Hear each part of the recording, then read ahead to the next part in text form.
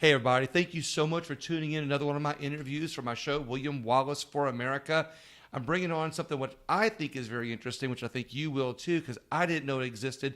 And there's a lot of little small surprises in this that connect with some of the other interviews that I've done today. With me is Jennifer Marusak, and she is with the Louisiana Ports Authority Commission. Is that right? It's the Ports I do the same. Wrong. It's okay. It's the Ports Association of Louisiana. So Okay. we represent all 33 ports in the state. Exactly what do you do? I'm going to get right to it here for a second, but then we're going to get off track a little bit because I want to give your qualifications. But for the people that have no idea what that is, what does the Port Association do? So we represent all of the ports in the state, which are about 33. We have 33 corporate members. Also in our organization and our association are what we call associate members. So those are other entities that do business with the ports, whether they're engineering firms, security firms. A lot of those folks come to the table. DOTD is, of course, one of our primary allies in our work for the ports. But we advocate for the ports at the state and federal level, and also in the communities, because a lot of communities don't realize the importance of the ports. Well, what's interesting about that is you would think of the ports as just being some kind of a barge some kind of a dock sitting out on the edge of the river, but it really is more than that. So when you refer to a port, is it a collection of just docks, or is it an actual is it some sort of a location geographically? How do they determine a port? Well, they are actually each individually created in state statute. And I think we need to look at them more as facilities and those that are encouraging economic development in the communities. So whether they're working on the agriculture end, I understand you spoke with Commissioner Mike Strain, yeah. who's a longtime friend of mine and a great advocate for our port system.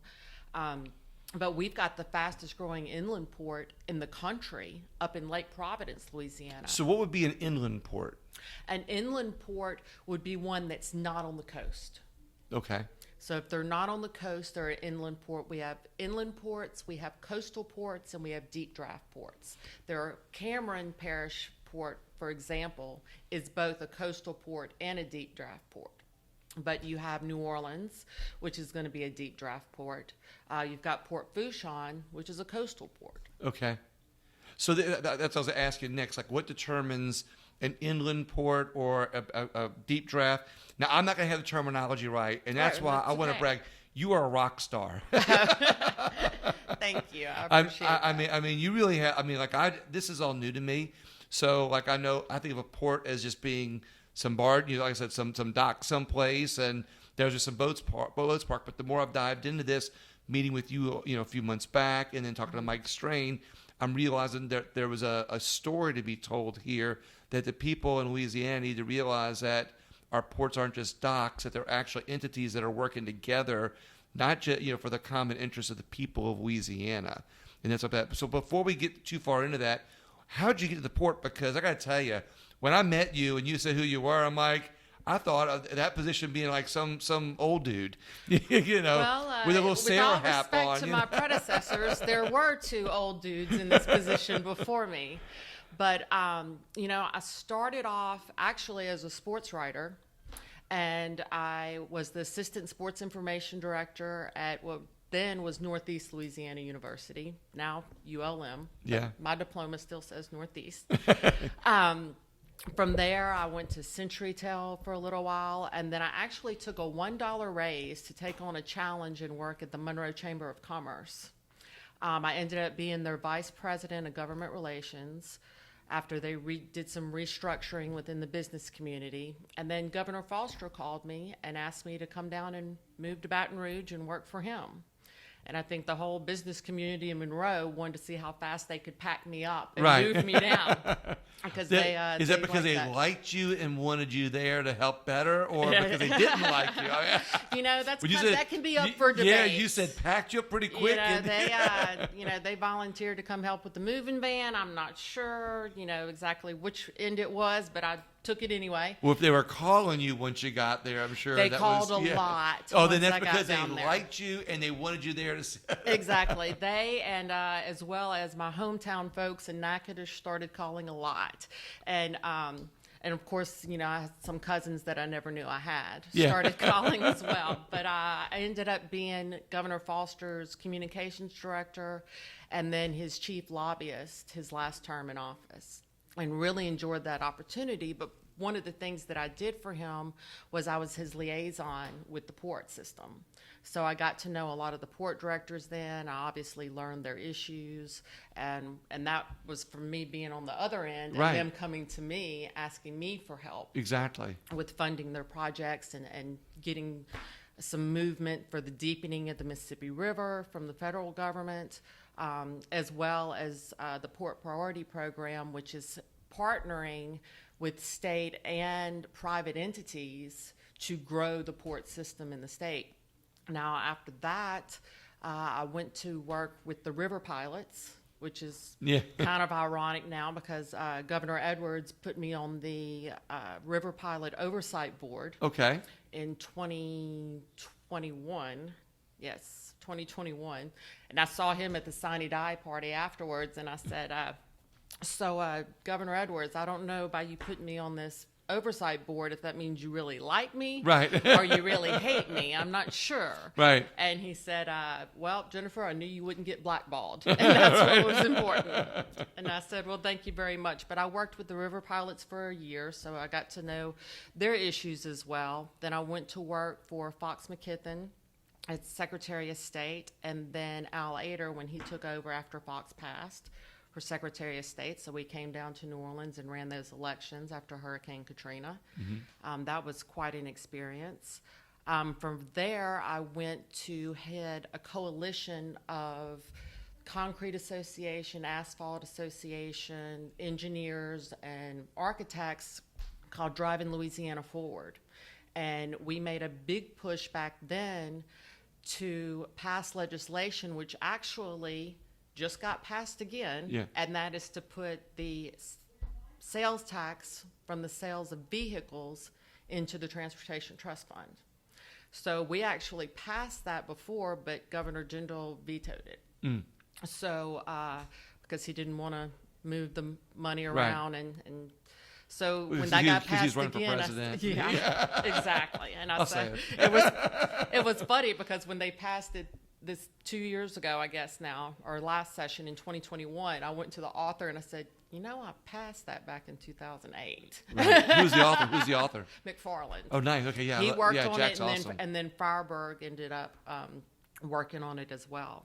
Both of those state reps did a great job for that, because hopefully that'll free up some money to put more into the port priority system again. But then I left Driving Louisiana Forward after we kind of dissolved because Governor Jindal made it very clear he was going to veto anything I sent to him. Yeah. So it didn't really matter what I passed. We amicably parted ways. Exactly. Sometimes that happens, right? And I went to be the vice president of the Medical Society for 7 years and ran their PAC and advocated, was their chief lobbyist, and worked across the state with the physicians, representing all the 7,000 physicians across the state. So I did that, and then in 2018, I interviewed and was fortunate enough to get the job as the executive director of the Port Association. I love this story. So and I think this is so important because I think it not only shows your expertise, but it shows your unique skill set. And I think that the people of Louisiana need to see, you're not an elected position, you're a hired position, but I think the people of Louisiana need to see that. So when I bring these interviews, they know I'm not just interviewing somebody that, just happen to get to be connected or get lucky. You actually have the skills and you worked hard to get there. Yes, I have. And some of it, you can't deny it's being in the right place at the right time, but I had to work to get to the right place at the right time. time. Yeah, exactly. It definitely wasn't handed to me. It's funny, when I first got out of undergraduate school at Northeast, I didn't really know what I wanted to do. Sure didn't know what Right. a lobbyist was. Right. So I got a call from the sports information director at the time, Bob Anderson, at Northeast, and he said, well, why don't you come on back and we'll pay for your graduate school and give you a stipend to be a graduate assistant in the sports information office. So even though I was through with my athletic career, I jumped into that. So even though my eligibility was up, I still didn't have weekends off. So all the people were So what talking to sport? me about, I ran track Okay. through college. I did the heptathlon.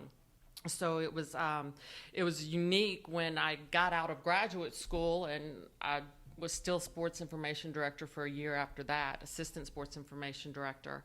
And people were talking about spring break, and I'm like, I have no idea what you're talking about. Exactly, right. I went to my first spring break when I was 27 years old. You know what this tells me about you, that we're going to start talking about the port more after this. What it tells me is that not only your unique skill set that you have, but you have a hard work ethic. I think I definitely attribute that to my father. He was a coach when I was growing up. I was the child of public school teachers in Louisiana before TOPS. Right. So my parents made it very clear to me when I went to Northeast that once that scholarship was up in 4 years, I was on my own. Right. And that, they didn't have the funds as public school teachers to Right. give me a lot of things. It was, it was all on me. So I got out in 4 years and then just went back to school. Right. I love it. with basically another scholarship. But, what it taught me because of that and that work ethic that I had to have, because back then you couldn't work. If you were on any type of athletic scholarship, really? You could not work during the school year. So I had to work during the summers to try to make spending money. And during the spring school break. year. Yeah, and during spring break.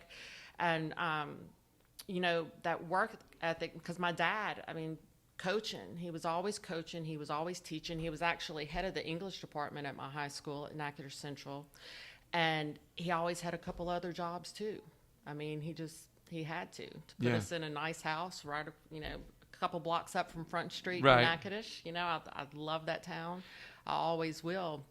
My family moved away from there when I graduated high school, but he always had a strong, and still does. He actually got forced into retirement at 74 because of COVID.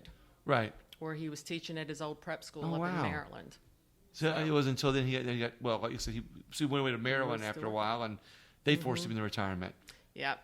Oh Yes. gosh, I have a few other people from Natchitoches I'll have to ask you about later. Yes, absolutely. Absolutely. So you go to the Port Commission, and I think that all that you've been telling us about yourself, which is why I asked, is very, very relevant to what you bring to the table for not only the Port Commission but for Louisiana. And so you go to the Port Commission, and I guess was it very? You're already familiar with it, but how eye-opening was it? Is it something that's? I'm always learning Yeah. on that job. And, Sean Duffy with the Big River Coalition is a big advocate of saying this is a team sport. Right. He played rugby in college, so we get that athletic connection Exactly. as well. But working on commerce that not only fuels Louisiana, but our entire nation Right. is a team sport. None of us can do it individually.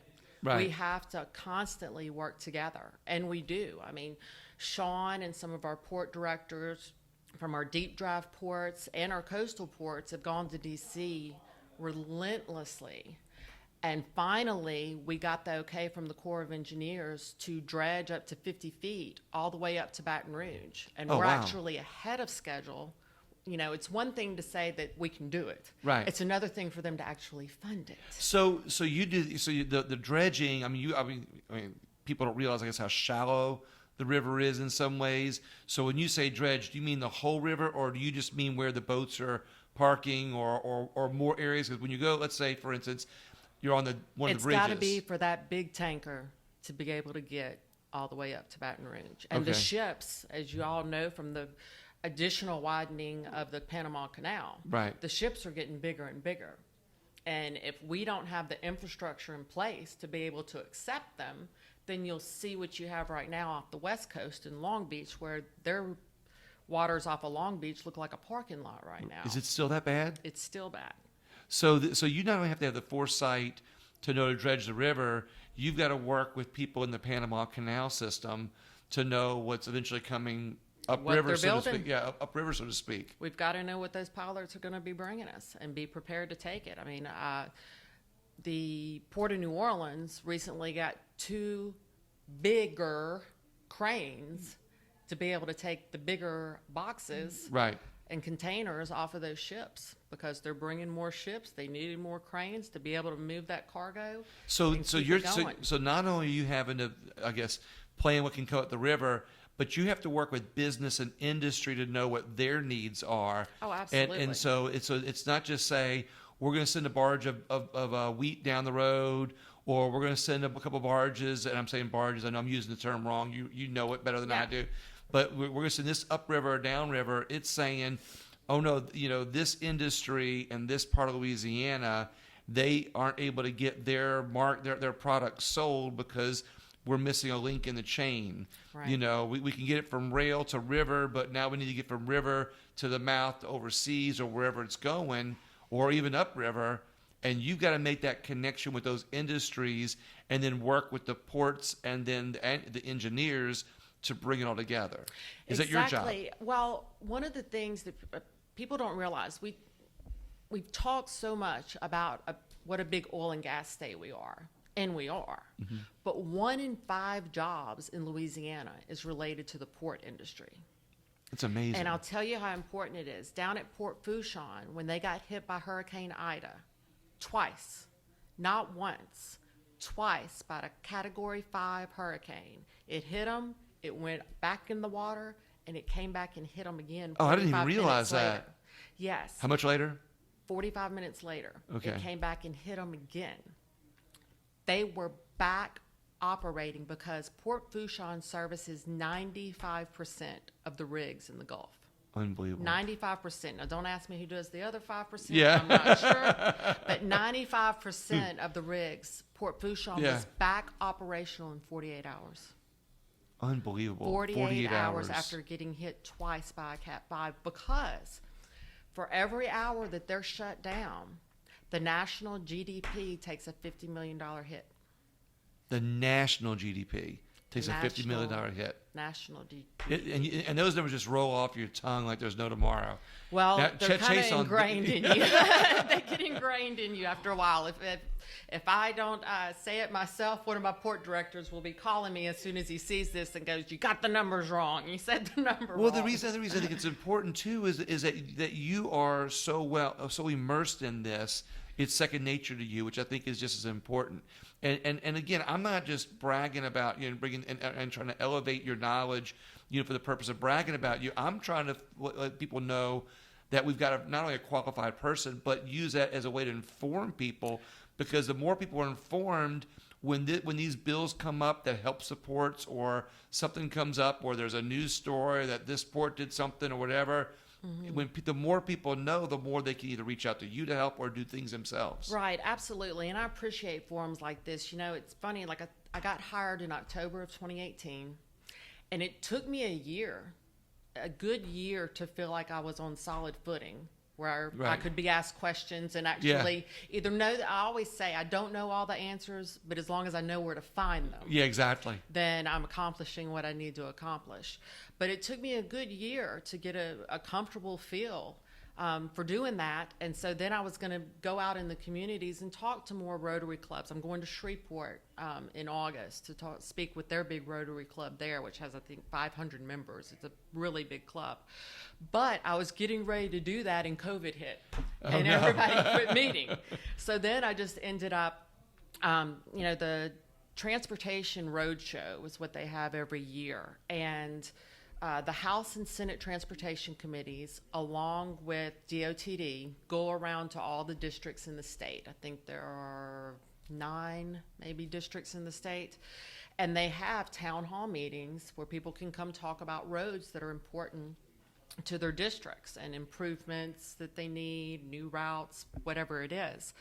But I started tagging along. And I said, I don't think you can truly talk about a transportation system in the state of Louisiana without including our ports. Exactly. I mean, they are the key. So when you've got these big trucks coming down the road, where do you think that cargo came from or is going to? Right, exactly. They're going to the ports. I mean, the trucking industry is one of our biggest partners because when those big containers come off in New Orleans, they've got to get it off the crane, put it on the back of the truck, Exactly right. and move it and keep moving it. I mean, that's part of the problem that they're having in Long Beach in California, is that they've got a disconnect between Right. the port and the trucking industry. They were fighting, they were on strike, they were doing all different things. So these trucks were sitting there, the cargo's sitting there, nothing's moving. So if we didn't have the organization that we have in the Louisiana port system, the way we have it and have it just set up, we would probably have that in the Gulf of Mexico. Oh, absolutely. Okay. Absolutely. You'd have ships all along the Mississippi River. So it's more than just a Sitting there. supply chain issue. It's a management organizational deficiency that they have It is a that true we don't have transportation here. system. It is a true transportation system that we focus on, whether it's with our partners at DOTD, our partners at Louisiana Economic Development. I mean, Dr. Sean Wilson at DOTD and Secretary Don Pearson at LED are huge allies of our port system. And this governor, actually, Governor Edwards, has been one of our biggest allies because statutorily, no dollars have to go into our port system. Even though they're state entities, no state dollars have to go to our Really? port system. So under Governor Blanco, I believe they were getting about $20 million a year. Governor Jindal, that had dwindled to $10 and $5 million a year for all 33 Right. ports to share. And what Governor Edwards did from when he first took office was he put $39.4 million Unbelievable. into the program, and he has steadily kept that up, of course, with the approval of the legislature. Right. What's interesting is that ideologically, a lot of people can throw stones, I'll say at the governor for whatever they don't like what he does. But, and I'm not trying to throw him a credit here, but in a way you I have will. to. No, and that's, but in a way you have to, because I mean, like, politically speaking, I mean, these are the things behind the scenes that he's doing that people don't see, because a lot of people go, well, why is he still popular, or why is he, still getting a lot? Well, because these are the things that he's doing behind the scenes that nobody sees, that is making a difference with our ports and making a difference within our community. So let's talk about the actual the structure. We started this off in the beginning. You've got 33 ports. You said, I'm going to start off with how I understand it. Sure. Only because in a layman's terms, Absolutely. you got it. I'm trying to, so there's 33 ports that Louisiana has recognized. And how did you say that they were? There are actually probably about 38 in statute. In statute, okay, that's what I was looking for. But there are only 33 that are probably actually functioning. Okay.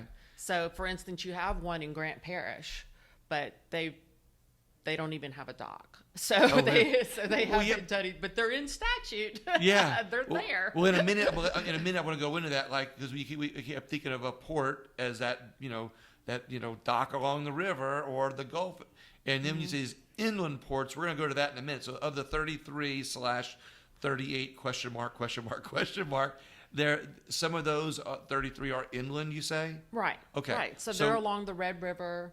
Okay. You've got Caddo Parish, Caddo Bossier. So they're Port still on Commission. water. Yes. Okay. Yes. I mean, they're all on water. Everybody's on water. I go to Clutcherville sometimes, and the Red River used to run through there, and you can see some old warehouses that sit along. I know you know what I'm talking about. Yeah. And the docks are like 50 feet above the river, and maybe you have that story. I don't want to sidetrack too much, but an old riverboat captain that blew up the Red River to stop shipping along the river. Do you know that story? I've read it somewhere. All right, before, we'll go in that. That'll be off camera, but we'll talk about that for a second in a second later. Well, I mean, it's infamous how Huey P. Long built the bridge in Baton Rouge so low. Oh, right. The old bridge so low so that no ships could go past. Exactly. And they have to move to barge at Baton Rouge so that we keep the bulk of the commerce down here. But as a port commissioner, as a port commissioner, you're trying to be inclusive for the whole state. Oh, yeah. So whether it goes by barge to get up there or it gets on a truck or by rail, however it gets from Lake Providence down, or the Washita Port, or whether they're going off the Red River. District. Well, C. Travis Johnson actually has 4 ports in his district. Oh, wow. So if anybody thinks that even though, say, you're in Metairie and you don't have a port, just remember that 1 in 5 jobs are port-related. So their constituents, and that's how we were able to work so well with the legislators, your constituents are somehow affected by a port. So inland ports, you don't have to name all these ports, could just be on a river. I mean, you said when you say inland, they have to be like on some sort of river still inland. They still have to be on You're water. just referring to not being on the Mississippi River or not on the Gulf. That's not correct. An inland port, for instance, Lake Providence, is on the Mississippi River. Okay. So inland just means that they're not deep draft, so they can't take the big ships. Okay. So basically, Baton Rouge is as far north as the deep draft ports go because of the bridge. Huey P. Long Bridge. Then it has to go to Huey barge. Long strikes again. After that, then you're in inland port, because we have a port at Krotz Springs. Yeah. We have them at Morgan City, at Houma, Thibodaux. We've got those coastal ports. Lake Charles. Lake Charles has a very interesting situation. We're fortunate when we dredge the Mississippi River, you can just kind of dump it off the continental shelf. Right. Let's just push it down to the end. Although that's become a problem too, though. Yeah, we'll put some on the sides, but let's just kind of push it off the end. But in Lake Charles, every time they dredge, which they had to do a lot of dredging after they were hit by Hurricanes Laura and Delta, they have to rebuild the land somewhere there. They don't have anywhere to push it off. Well, they can help you to rebuild the coast. Channel. They work there, and they've actually built up land where then they've been able to build facilities on. I mean, I was very fortunate in my work with Governor Foster that he was notorious for not wanting to go anywhere. Right. He was happy to go to Oaklawn at home and come to Baton Rouge and work and then go back home to Oaklawn. And so by the time he left office, anytime a Rotary or a Kiwanis or any other group wanted him to come speak, he'd say, "Oh, just send Marusak. She knows the numbers better anyway." So by the time he left office, the only 2 parishes I had not spoken in were St. Bernard and Plaquemines. I'd been to every other parish, including the Homer Prison JC Club. I had spoken in every parish including in the prisons. Yes, including a couple of the prisons. But I was down. I'm trying to get to the point that I saw Port Fourchon when it was in its infancy, because Port Fourchon is completely man-made. Yeah. That was water. Right. That they built land on, built their facilities on land that they started building back then. When I interviewed Chet Chase on, Thad brought me. We did a boat tour, and they showed me everywhere they're building. And to your point, it's amazing because they work at CPRA also. It's amazing to see how much land they've actually created using techniques that they're trying to get the rest of the state to use to be able to help rebuild our coast. Yes. And so I don't know if we'll talk about that in a little bit, whether you have any kind of interaction with the rebuilding of our coast, because you would think ports. We do. We're all partners, like Sean Duffy says, this is a team sport and it all interplays together. Right. So when we dredge, it has to go somewhere. It doesn't all get dumped off. It does go to a lot of coastal restoration. So let's talk about how you interact with these 33/38. I'm making a joke of that. Yeah. Ports, and how you can, because we're going to talk about the relationship on how you connect those ports to the rest of the state. And then I want to talk about the other, and the next question after that, I'm setting it up so we can have the outline too, is how you interact with the organizations and interact with and kind of connect those with the ports and how that builds. So we'll start with the ports and how you interact with them and your job as the executive director. Sure. Well, fortunately or unfortunately, each port has a seat on my board. So I have 33 port directors right. that are my bosses. Right. We have an executive committee right now. Our president is David Rabelais from the Terrebonne Port down in Houma. Our vice president is Paul Matthews, the executive director of the Port of South Louisiana. Our secretary is Weldon Danos from Grand Isle Port, and our treasurer is Jay Hardman, the important guy, the one that signs my checks, from the Port of Greater Baton Rouge. And we all work very closely together. And it's a matter of whether we're bringing attention to everybody about grant possibilities, other funding avenues that they can pursue, tax incentives, tax breaks on the federal or state level. But the biggest thing we do is try to show a united front at the state legislature. A lot of those guys go to Washington a lot. We work with the American Association of Port Authorities. They're all members of that, and we work with them in Washington a lot.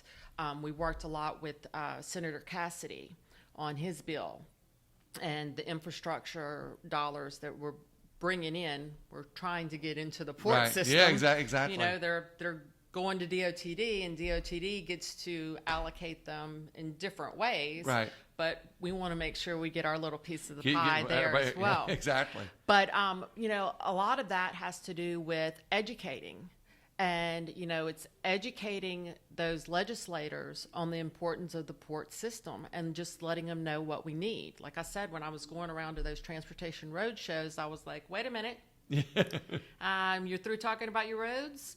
Well, let's talk about our ports. Exactly. I love it. Yeah. So, and so those guys, they got used to it. I told them by the time, because those committee members, especially the chairman who attend every meeting, heard my speech all 9 times in all 9 districts. And they're like, Jennifer, I said, we'll get to the fast version because I need a quorum for a vote for approval of our port priority program. Robert's Rules of Order is still in effect here. Yeah, I'm going to go really quickly.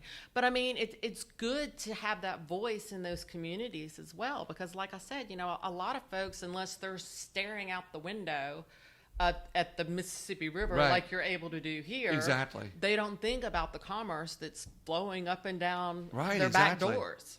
And so it's educating the communities, because what I like to tell my port directors and encourage them to tell their employees is that, folks, I can and will and do talk to those legislators until I'm blue in the face. Right. But at the end of the day, I get to vote for 1 representative and 1 senator just like you do. Right. It always means a lot more when it's coming from home. Right. From the people that put you into office and the people that can take you out of office. Yeah. Besides term limits. Well, you're very clear on that. Yes.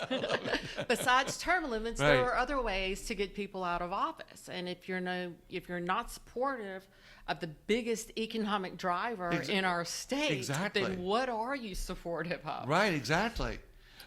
So let's about the fund. What is the funding used for? Because we know what tax credits are. We know about the tax cutting taxes. But for the average person, I can probably as a businessman say, because I've been to Port Fourchon and realize, you've got a staff down there, servicing slips.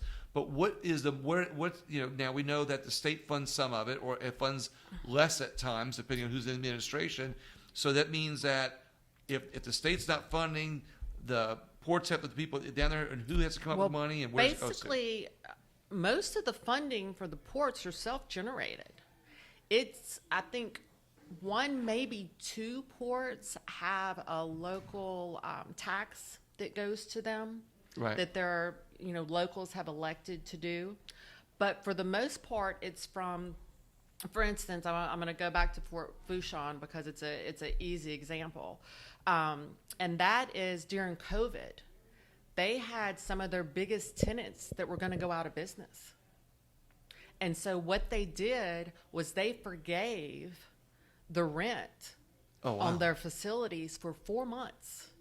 Yeah. To keep those people working. Right.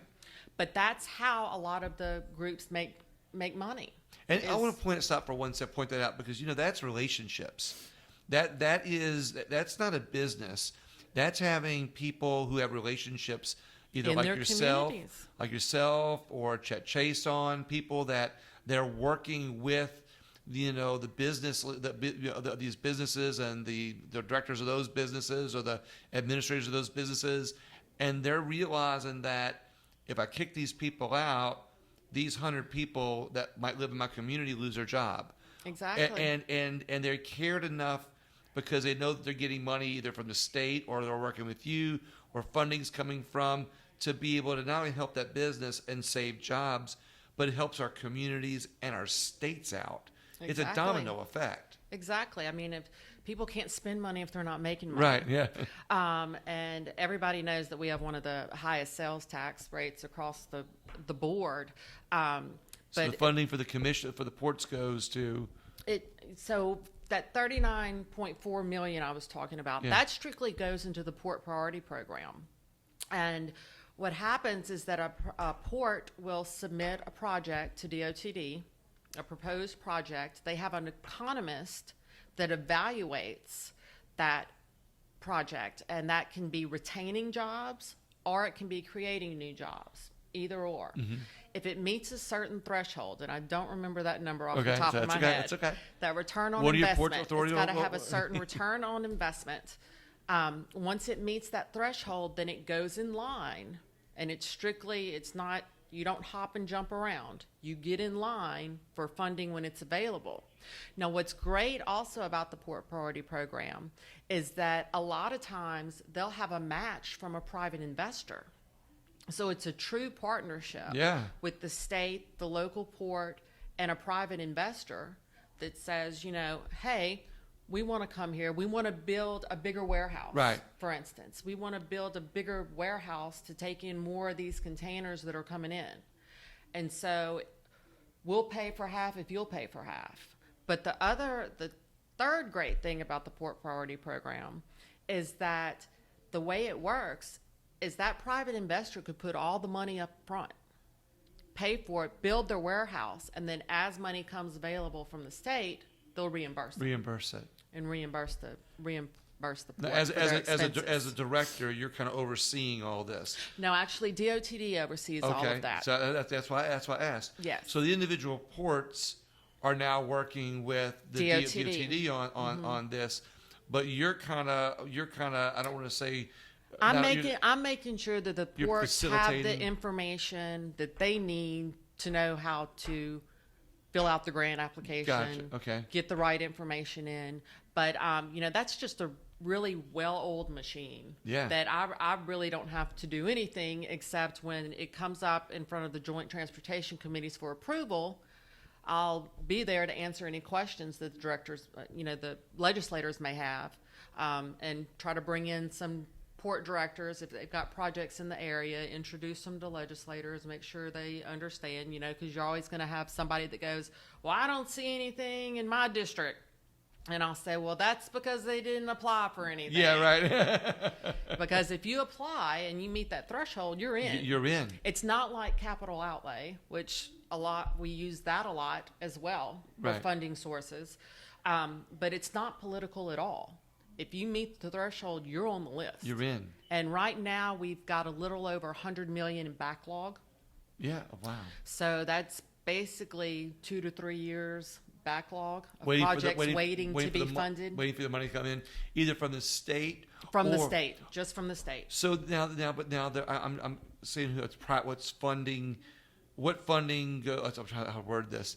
The funding that the ports get outside of the state, I'm assuming is from businesses and industry that's doing business in those ports, or might be companies are shipping in or shipping out. Right. They're paying fees, and those fees go to pay offices, overhead, administrative costs. Crane operators.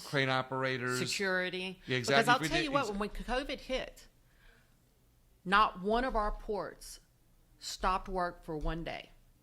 They started COVID testing at their facilities of truck drivers and anybody entering a port facility in March of 2020. Wow.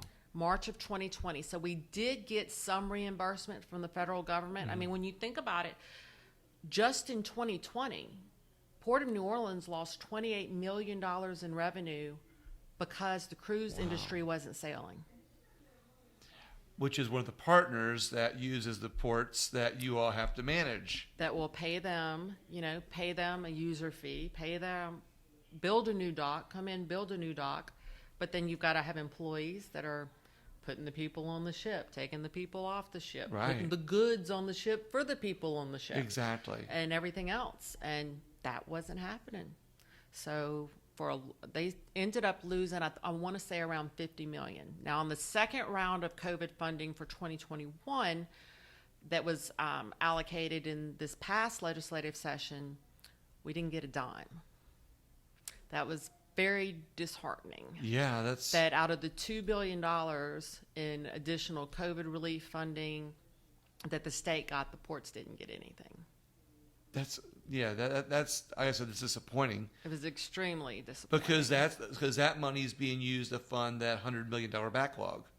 Well, it could have been. Could be. It absolutely could have been. It could have also been used to help reimburse Port of New Orleans. Because it's not only the state money that's not coming in to fund the operations. It's also the federal money, but it's all those user fees for all these businesses that aren't getting goods to ship out, that are shut down because they have nothing to ship out or nothing to ship in. And so, like I told you with Port Fourchon, them forgiving the rent. Yeah. I mean, that was a $10 million hole in their budget for 4 months. I mean, 4 months. And they lost $10 million because they forgave the rent because they knew that if those businesses closed down, they most likely were not coming back. And they've got to balance that between, are we going to lose a little money now to keep a business later? And, it's the old saying, you can't get blood from a turnip. Right, exactly. So, what's a little bit of something or nothing of nothing. Your knack is just coming out. Exactly. It has a tendency to do that sometimes. Yeah, exactly. But I mean, it's better to get a little bit of something than nothing of nothing. Exactly. But then also they've got to connect that with with what's going on nationwide, connecting that with the goods going out and coming in, the national economy, because like you said, what's the number you gave? About $50 million a year towards the GDP for the United States for an hour. For an hour, $50 million an hour. Just from Port Fourchon. Just for the GDP, an hour of the United States. That's pretty impressive. I didn't catch that the first time. Well, because that's why it's so important that they've been building LA1 and elevated it all the way down to Fourchon. I mean, that's a work in progress. Yeah. But when that road gets covered and the trucks can't go down there, that clock starts ticking. I gotcha.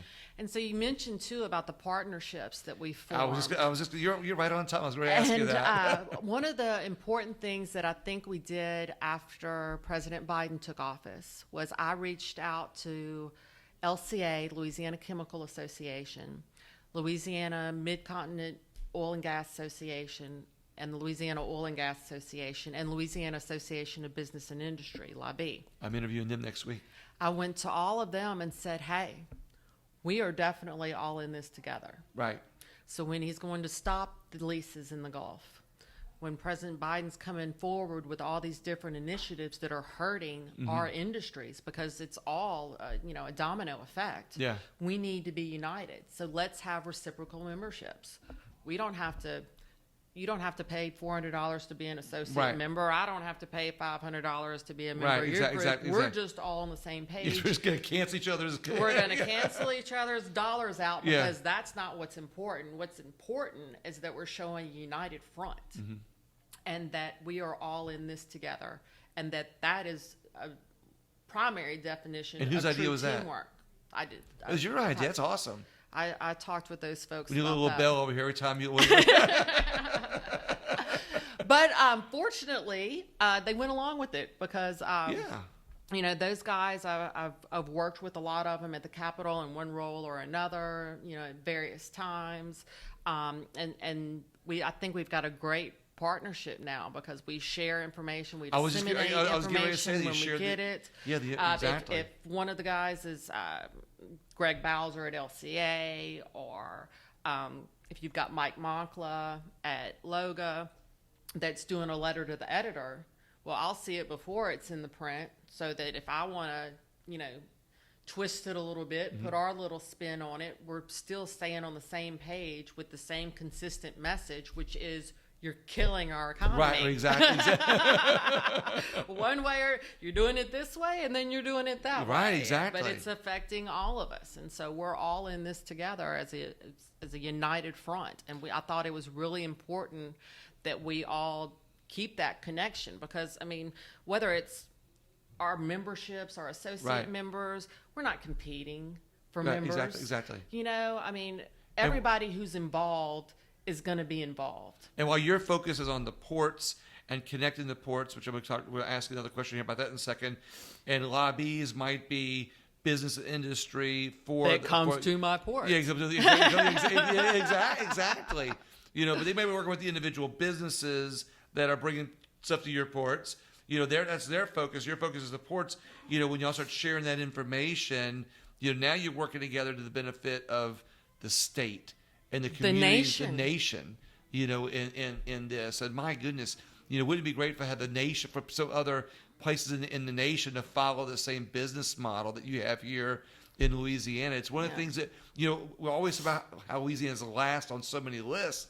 But this would put if people had looked at what you all are doing, how hard you all are working behind the scenes, it might put us up on top of one of the lists anyway. I think so. It's kind of funny you mentioned that, because that national association, the AAPA, has come to me several times and asked for me to speak at their different regional meetings about what we're doing in Louisiana with our port system, how we're trying to garner support. And I always believe, I've been a firm believer throughout my career, that grassroots is a primary pusher for anyone, whether it's a local elected official, a state elected official, or a nationally elected official. The grassroots is where it starts. And I was fortunate in my relationship with the media that when President Biden came in to look after Hurricane Ida, is when Senator Cassidy was working on that transportation bill. And all the other folks had already written letters to the editor supporting his efforts, despite the criticism that he was getting for crossing party lines and straddling. It goes back to what we said about Edward just a minute ago. Where there's some people that will criticize them ideologically or politically, but people wonder why Cassidy and even Edwards, because that's how you get things passed. Right, because they're working behind the scenes, and not in a bad way, but in a good way. They're not hiding behind the scenes, but they're working behind the media wall that people don't see them doing things to help our state in other ways. And, Well, Senator Cassidy and I go back a long ways, even before he was in the state Senate, because when I worked at the Medical Society, I was basically lobbying for him. Right. And he was on my PAC board when I ran their PAC, and I would call him and ask him information about, his opinion on different things, dealing with the political action committee that we had.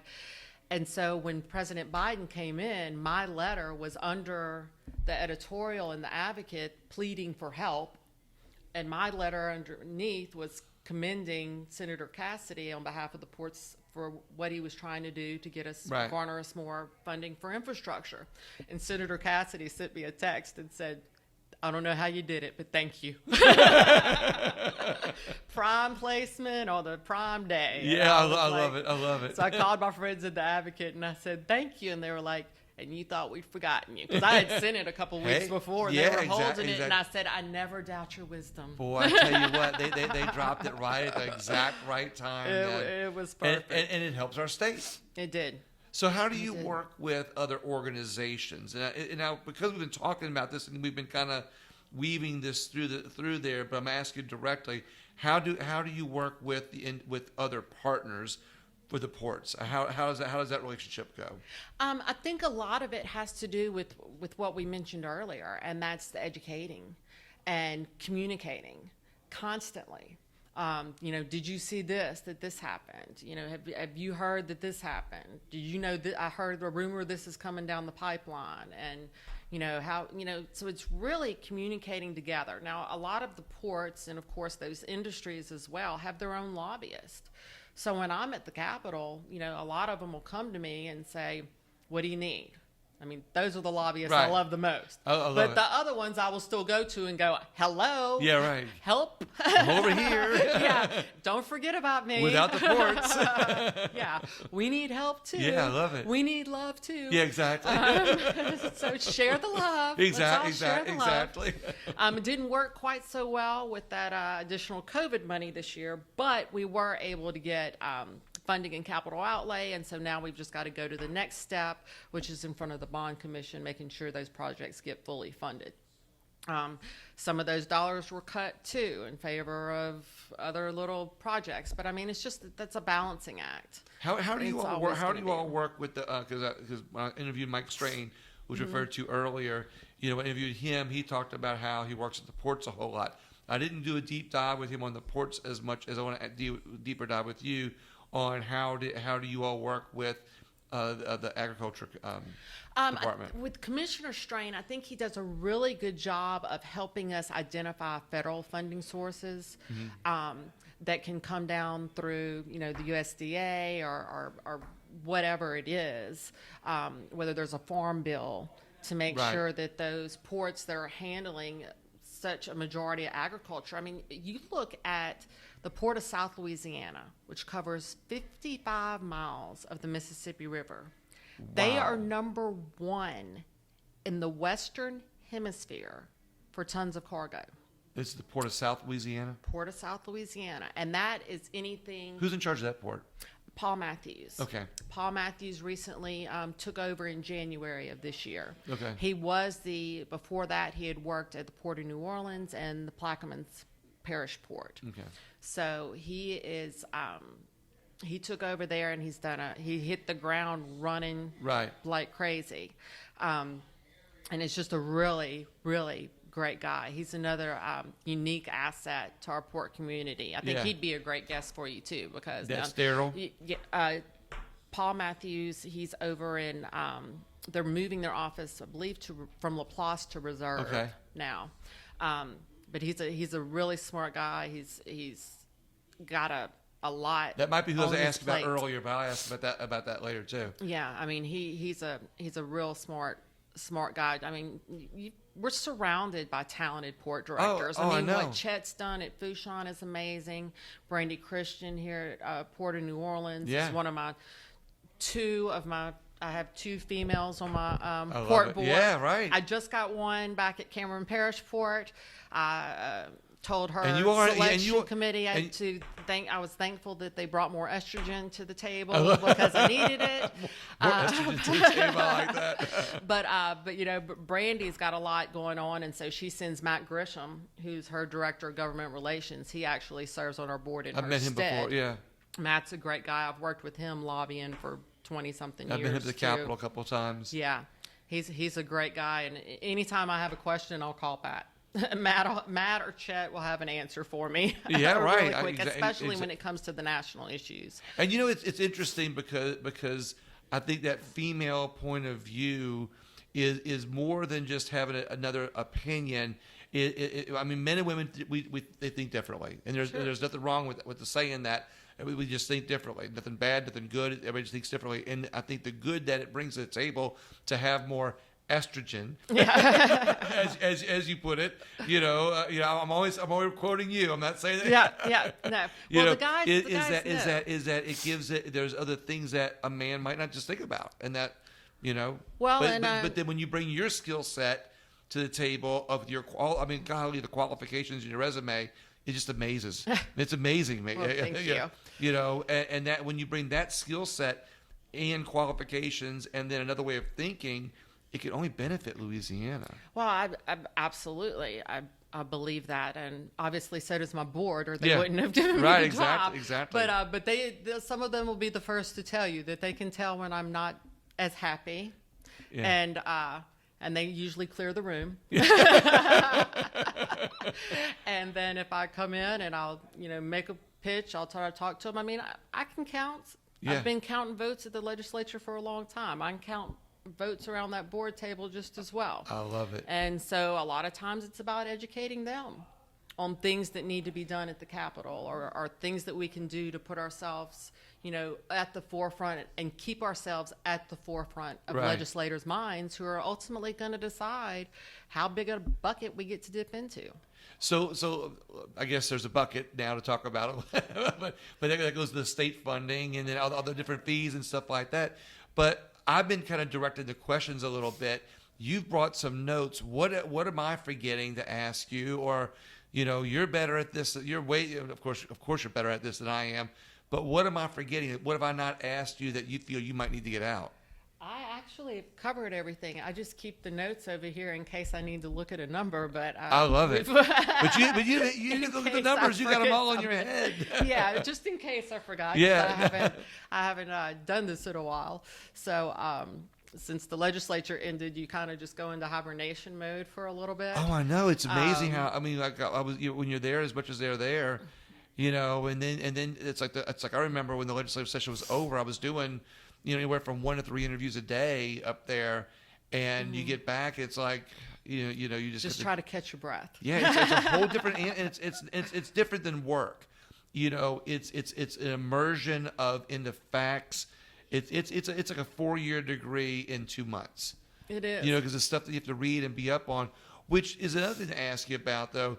How many legislators do you work with? I mean, of course, we work with all of them. Would be the I guess common sense answer. But when I look at when I talk about the legislators and they're working with this organization or that organization, how many do you all have? Like 1 or 2 that you work with for your legislation, or do you work with all the ones because every port's in a different area? I reach out to everyone. We've got to focus primarily on 4 committees. Actually 6 committees, but the 2 transportation committees are going to approve that port priority program. Mm-hmm. So we've got to make sure that they're educated about the program and the projects within the program. But then we've got to go to the money committees, appropriations, and over in Senate Finance, because ultimately they've got to approve the funding for that program. Exactly. And then we work with the commerce committees because, like we say, we partner very heavily with Louisiana Economic Development. So if we're looking at a tax incentive program that has worked in other states, in Florida, we modeled a tax incentive program after them a couple years ago, and we used them, but all that had to go through the commerce committees. So I think those are the 6 primary committees that we work through. Every once in a while, we'll end up in natural resources for whether it's a, CRPA and the work that they're doing. We may see a bill that, floats over there. But it pretty much keeps me hopping around. In fact, it's not unusual to see me sitting in a committee with my earphones in and my iPad and my phone here, and I'm watching one committee, sitting in another committee, and then waiting to have a bill to come up in another one, jump over there. Exactly. And just figure out once they're doing where they're going. That's and why I going didn't see where. you that much up there. You're either hiding in a committee or you're like Flash Gordon from one committee to the other committee. Exactly. I get it now. I have to chase down a legislator every now and then to get a vote in the room. Right, exactly. And then I had a member, Charles Owen, out of the Lake Charles area that I had to go get him out of another committee to come into Commerce Committee to vote for something this year, and he was like, "I still don't know how you run fast in those hills. I still don't know how you get me that fast. Exactly. You get me back up here before the vote. I still, because you went down the stairs, you went up the stairs, you went back down the stairs." Yeah. What's the famous dancer, the actress, singer, dancer, Fred Astaire, and her famous quote was that women have to do everything that men can do, but backwards and on heels. Yes. Exactly. So kudos. Thank you. I try my best. On that. So now we talked about coastal erosion a little bit earlier. Is there anything that the Port Authority? You've got to have vested interest in it because, for those ports. What are the ports called that are on the Gulf? The coastal ports. Those are the coastal ports. Mm-hmm. I was like palm slap on that one because we had the ones that are inland on the river, inland off the river, But the coastal ports, must have some sort of a. Do you all have any kind of a solution that you all are working for, or you all just kind of want to be a part of the team and say, look, We're definitely we're a going to part of cheer the you team. on, whatever you all think is going to be best. We are definitely a part of the team on that. It's not Fort Fourchon does a good job and a heavy job, obviously, because building they've land. built land through their coastal erosion efforts and coastal restoration efforts. But like I said, Lake Charles does the same thing when they dredge. They're rebuilding there as well. Cameron has had to do some of that. They were heavily battered, but their LNG terminals are, back up and going and getting bigger and stronger, representative across the nation. But, the sad thing is at the end of the day, whether it's Port of New Orleans, whether it's Fourchon, whether it's Lake Charles, we're competing against the big boys, Right. against Mobile and Houston. Houston just got a $1 billion influx from their state into improving their facilities. And our guys are fighting over $40 million. Over $40 million. I mean, not fighting each other, but Right. fighting for Well, and having to share $40 million. But the Port of Houston just got $1 billion 2 years ago. see, Commitment this is, from their state. And it's just, but Port of New Orleans is competing against them for clients, competing against them from cargo. It was kind That's of an Brandy's, infamous right? story. Yes, yeah. that's Brandy Christian's port. And, it's in Mobile, they're heavy too. But you've got to realize, especially for Mobile, they don't have to come all the way up the river. That's right. They don't have that. Mobile's additional closer than even mileage. Houston. Right. So they're right there. So if they've got facilities in place, I mean, you've got to look at what's a good business decision. Right. Now, we're fortunate that we're the only state that has 6 Class 1A railroads I was that going to ask meet you. Yeah. here. So that's helpful for our business model, if you will, for the port system. And a lot of those inland ports are going to have to do, where they're funneling business down to the deep draft ports, whether it's by barge or truck. But, in central Louisiana port in Alexandria, a lot of the offloading that's done at their port goes to Port of Houston. And from where now? From Alexandria, From Louisiana. Alexandria. I'm repeating that They on purpose, truck by the it. way. Yes, they truck it to Houston to ship it out To get onto a port. because some of their facilities are better. And this is something that we, of course, if our 40 million went to maybe not $1 billion, but maybe we got 100 million, That's our we backlog could right keep now. we could keep these people here. Exactly. This is amazing. So this is your, I guess, your job to be able to, when these other let's say a shipping company from whatever other country, or even if it's the United States, is trying to decide between Mobile, Louisiana, or Houston, we'll say. I know I went city, state, Yeah, city. yeah, that's okay. That's okay. Actually, those but- individual ports do a good job of doing that. They're on top of that. I really don't Okay. recruit the businesses to the various ports. They all have their own business. You're more development centers macro, and I know I'm Exactly. kind of backtracking a little Yeah. bit, but I'm doing this for the reason because we're talking about this right now, which is you're kind of like their backup. Like, okay, you're going after them, good. You got that. You're going after them, good. What do you Okay, need from what me do you to get need them? from me? What do you need? What do you need from me? To help you get and they them. might say, we need a commitment that you might get some legislative action to improve this road. This We need to from know that here you're to trying to here, help with that. because this, when it comes in, Exactly. it's got to go here, and you got to make sure A, B, and then you call up Jack McFarland and say, "Hey, can we you get help us with this? this?" Yeah, I get it. So you really need to know like how to connect the dots quick. So when these ports come to you and they need something, you got to be able to look at the map, theoretically, and say, I need to call this person, this person to connect this whole structure so they can make the deal. Because a lot of them, a lot of the port directors, and I would say most of them, have great relationships with their local legislators. And I encourage them to continue Right, exactly. that avenue. But the legislators know if I call, there's an issue. Yeah, right. Somebody hasn't been able to resolve it, and we need to boss work called. on resolving. No, not at all. But if I'm calling to beg, Right, then it's a problem. exactly. Something's really wrong. If it's gotten all the way to me where I've got to call Right. and beg, then there's something's not working. Yeah. Something's not clicking, and Exactly. we need to get the wheels back in rotation. Exactly. So. I love that. Well, is there anything that I'm forgetting? I mean, we've spent a lot of time educating people, which is That's what your we're trying job to and my do. job to bring it to the table, literally and figuratively. But, Yes. but is there anything else that you can think of that we haven't talked about that makes your job, unique? Or we've already said how important it is for Louisiana, but Yeah. anything that I'm forgetting?